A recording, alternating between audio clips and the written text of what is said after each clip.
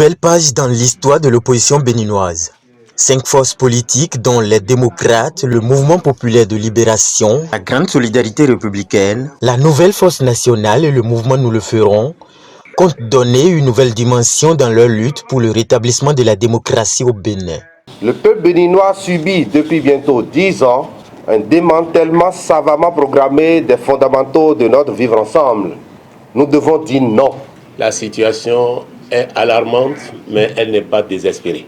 Nous l'avons déjà fait avec le Front pour la restauration de la démocratie. Nous pouvons dire que c'est concluant. Cela veut dire que nous avons fait un chemin. Et il ne reste qu'à parfaire ça. Et c'est ce qui justifie la présence du GSR ici. C'est avec un grand honneur et un profond sens de responsabilité qu'aujourd'hui, nous nous rassemblons à l'occasion du lancement du cadre de concertation des forces politiques de l'opposition.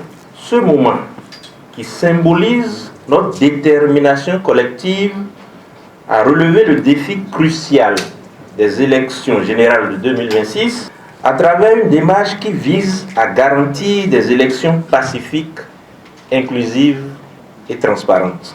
Nous vivons une période charnière où chaque décision que nous prenons a des répercussions sur notre avenir collectif. L'enjeu de ces élections est immense, non seulement pour notre démocratie, mais aussi pour le bien-être et l'épanouissement de chaque Béninoise et Béninois, qu'il soit de Karimaman à Semekodi, d'Aplakwe à Pobé. C'est pour le Bénin, les Béninoises et les Béninois que nous sommes mobilisés dans cette salle ce jour pour jeter ensemble les balises de notre parcours en tant que coalition de forces porteuses d'alternatives, et ce jusqu'à la libération totale du Bénin et de sa démocratie. Oui, nous le pouvons. Oui, nous le devons. Oui, nous le ferons. C'est d'ailleurs pourquoi les députés du groupe parlementaire Les Démocrates ont accueilli avec beaucoup d'enthousiasme l'idée de l'initiative de ce cadre de concertation des forces politiques de l'opposition béninoise.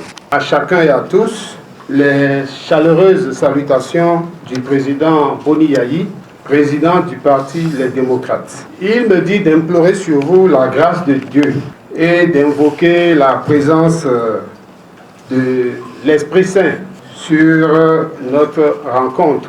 Les motivations de l'Assemblée générale constitutive de ce dimanche 10 novembre 2024 à Bénin Royal Hotel sont donc claires. Il ne s'agit pas d'un rassemblement contre un individu ou d'un regroupement pour préparer des représailles en réponse à la gouvernance de vengeance en cours, mais plutôt d'un rassemblement patriotique contre le système de gouvernance qui rétrograde notre démocratie, confond réalisation d'infrastructures au développement, pendant que rares sont les Béninois à avoir un bon repas par jour, un système qui entretient la cherté de la vie, un système qui soumet les opérateurs économiques et les acteurs politiques non obéissants par la justice et la force publique qui, depuis 2016, au lieu de rassurer les citoyens, les font douter des institutions publiques. Un système qui force le monopole dans une économie pourtant libérale en empêchant les producteurs agricoles de vendre leurs produits aux clients de leur choix et à bon prix. Un système qui amplifie le désespoir de la jeunesse, qui prend de plus en plus de risques dans l'immigration clandestine, plus de risques que le Bénin n'en avait connu auparavant. Un système de riches qui pensent que les moins riches sont responsables de leur sort.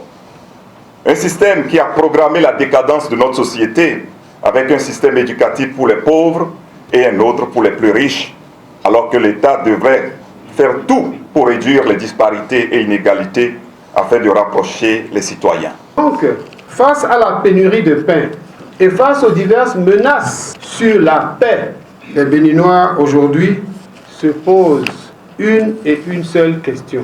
Est-ce qu'il va partir? Et Kanaïa. La réponse que j'ai l'habitude de leur dire, il ne veut peut-être pas partir, mais assurément, certainement, inéluctablement, indéniablement, il va partir.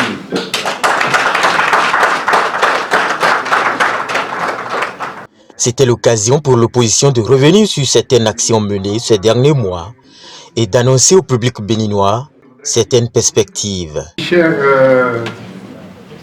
amis, c'est une question d'une extrême importance. On ne peut pas prétendre faire des élections justes, transparentes, si la liste est biaisée.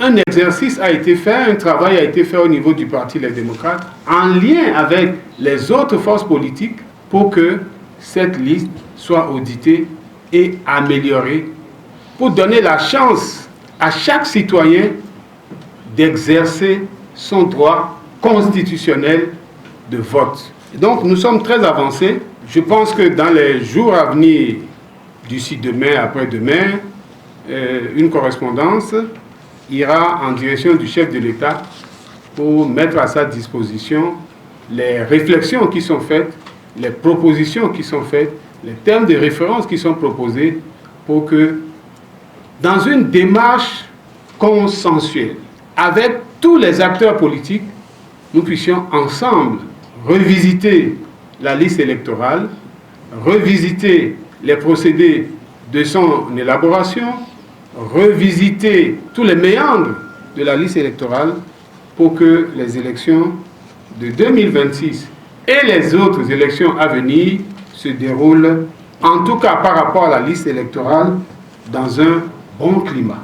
Le cadre de concertation de l'opposition n'est pas un cercle fermé, annoncent les responsables. Les 5 forces politiques présentes à l'Assemblée générale constitutive de ce jour sont juste des pionnières. Les mains sont donc tendues à toutes les autres forces de l'opposition.